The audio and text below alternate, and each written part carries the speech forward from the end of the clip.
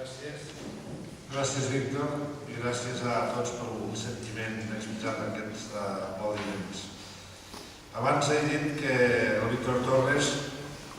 ha estat el mestre de tota una generació de republicans i republicanes amb aquestes les nostres terres. Els bons mestres, els alumnes, els de fer escoltar-nos. Ja fa bastant temps, molt temps, el Víctor, després no traia la confidencialitat tampoc, ha dit aquest xicot ho fa molt bé. Aquest xicot ho feia molt bé, és ara secretari general d'Esquerra Republicana i president de la Fundació Víctor. Xicot, molt bé, moltes gràcies i bon vespre a tots i a totes. Deixeu-me que comenci pel capítol, diguem-ne que protocol·lari, però no per això menys sincer, agraint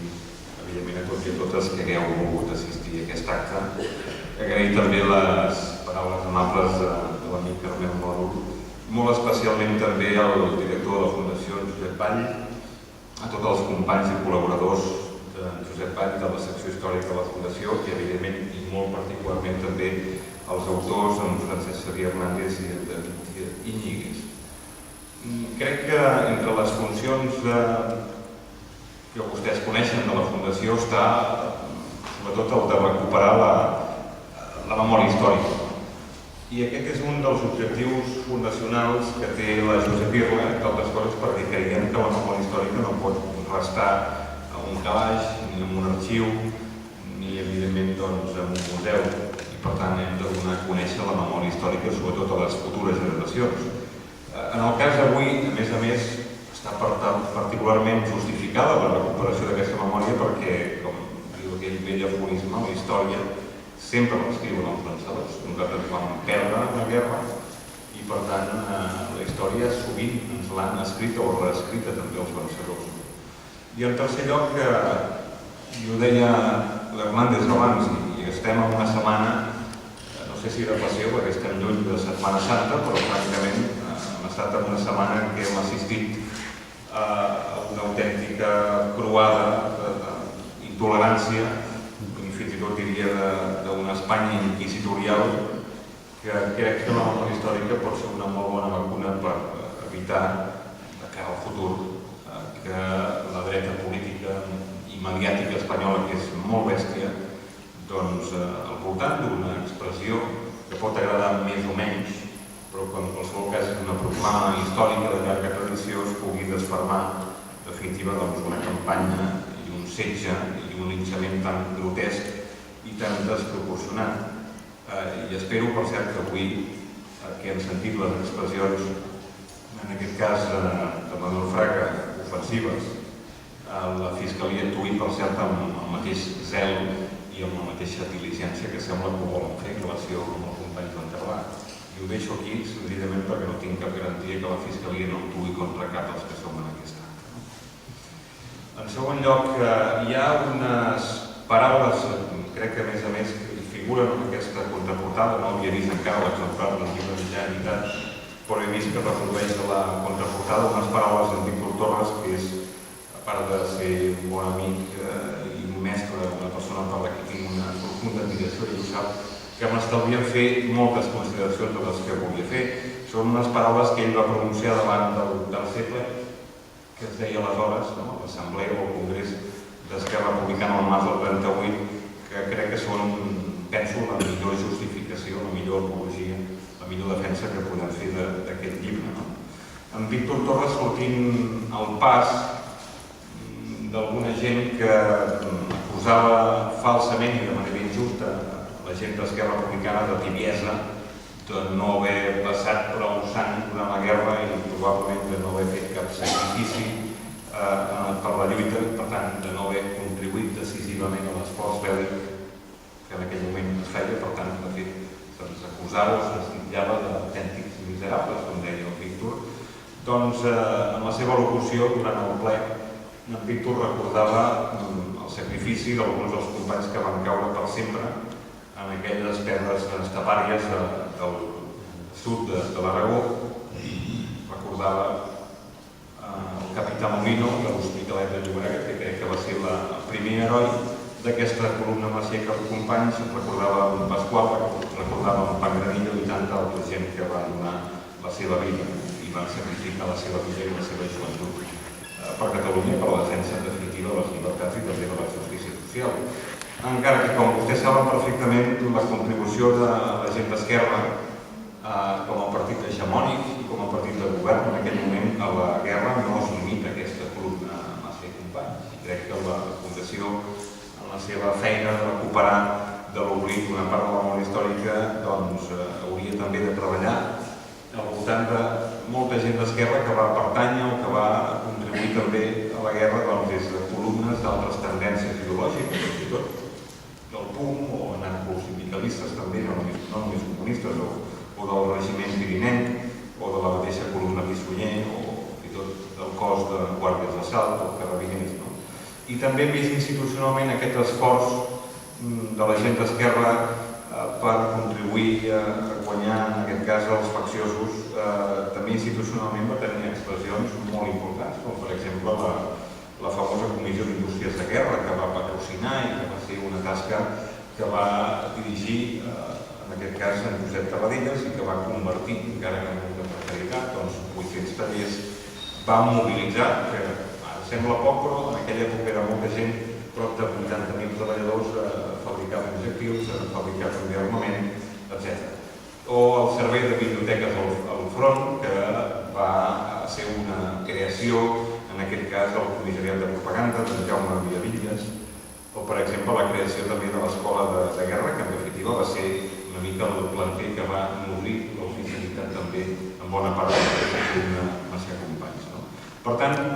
aquest llibre és, sobretot, o abans que res, una explicació succinta del que va ser o de la història de la columna Macià Companys, però sobretot és, encara que sigui una mica delatat, crec que això ens ho disculpareu, una autèntica rendició de comptes de l'esforç bèl·lic fet justament per la gent, per els homes i les dones d'Esquerra Republicana, i això té un especial valor perquè, com abans recordava, és una obra inèdita. Si repasseu la bibliografia que acompanya aquest llibre, veureu que hi ha molta historiografia general, sobretot al voltant de la guerra. Per tant, el doctor Hernández, que ho coneix perfectament, doncs sap que hi havia un buit clamorós en relació a aquest tema, però a més de ser això, és un sentit homenatge, si voleu també, i un record per a aquells milers de joves que van prendre les armes i que van haver d'anar a una guerra que ells no van provocar i que ningú no volia. Dic una rendició de comptes, particularment sobre l'esforç bèl·lic, perquè no podem desconèixer també el context en què va néixer la columna Macià Companys, perquè després, immediatament, de l'aixecament militar feixista, per tant, l'endemà del 18 de juliol, en bona part l'hegemonia anarcosindicalista va condicionar en bona part no només l'executori al dia del govern, sinó que va posar autèntics i veritables obstacles, fins i tot per la creació de la columna Macià Companys. Per tant, va haver de ser, val la pena recordar-ho, la determinació entre molts altres, però sobretot del president Companys, que va demanar a Vicenç Guarner i va demanar també al Consell de Defensa, el tinent coronel d'aviació Díaz Sandino, que creés una columna per cobrir particularment la zona meridional del front d'Aragó. O sigui que la columna, en definitiva, va ser, sobretot, gràcies a la voluntat i la determinació d'Esquerra i del partit. I, en definitiva, també, jo crec que cal ser justos, també per la bona predisposició que van mostrar una part dels comandaments militars lleials a la República i que ja havien demostrat també la seva lleialtat amb la República i amb la Generalitat arran dels fets del 6 d'octubre del 34. Fins a tal punt, i el llibre ho explica, Esquerra es va implicar en aquesta guerra i a través de la columna Macià Companys que hi va haver 3.000 efectius i 3.000 efectius que es van agrupar en 25 centúries, en 5 batallons, que van ser, a més, dirigits per professionals d'aquí i per gent com el comandant Iglesias, com el capità Sierra, Ibernol, Gómez Descalzo, etc. I si no hi va haver més de 3.000 no va ser per manca de votacions, que diria aquell, sinó perquè la precarietat, la manca de mitjans, la manca d'armament, de fusells, d'armes automàtiques, doncs no ho va permetre. I entre aquests 3.000 hi havia militants d'Esquerra Republicana, afiliats a l'Estat Català, gent de Palestra, gent de FANEC, del CACSI, per tant, de tot l'univers que representava, en definitiva, Esquerra Republicana l'any 1936. I a tots els unia, a més, una idea, un parell d'idees, sobretot,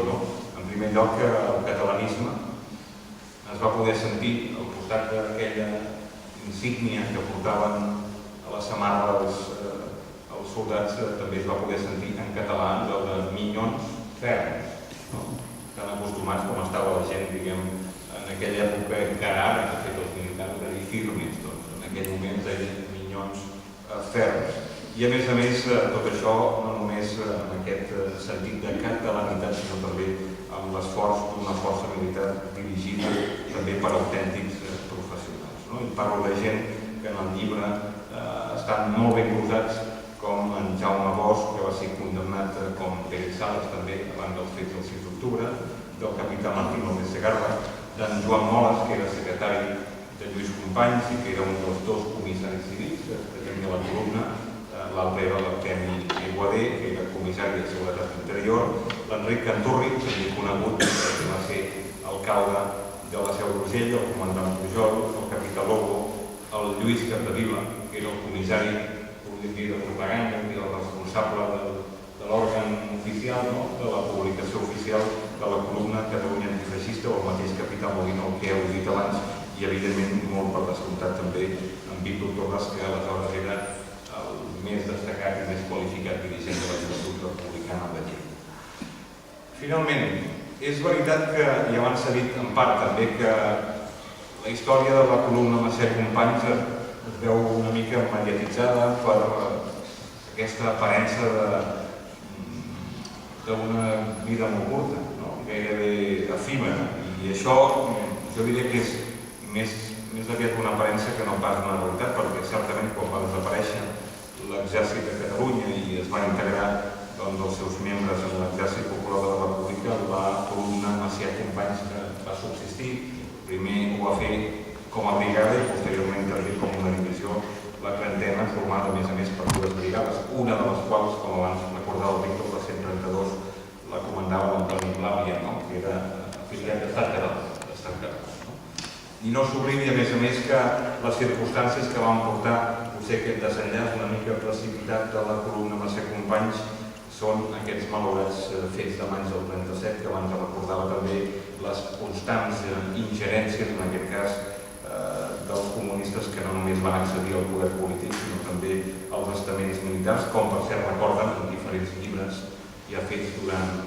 la seva etapa a l'exili de Vicenç Guarnera, el mateix Pérez Sales, etc. Durant la seva trajectòria, i això ho deia el director també, i el llibre ho explica molt bé, la columna Macià Companys va deixar un immillorable record entre la gent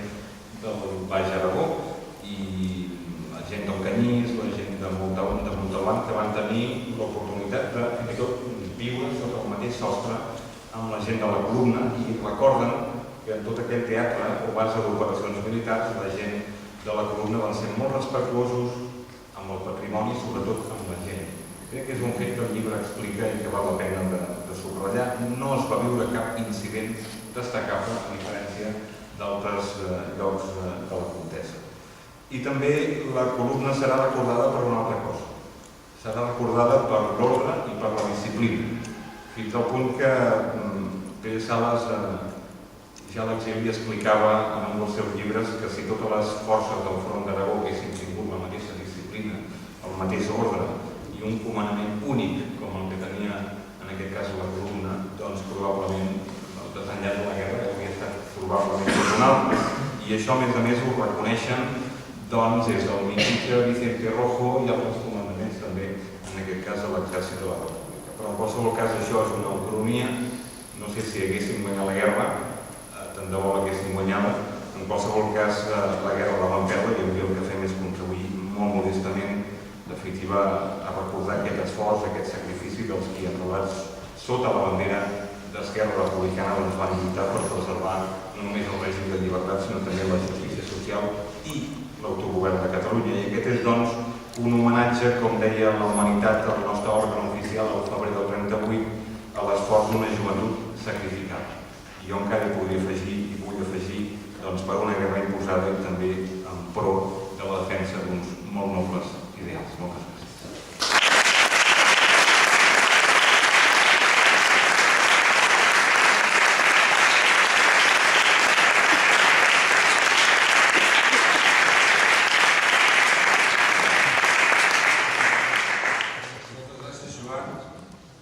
Agraïu-vos a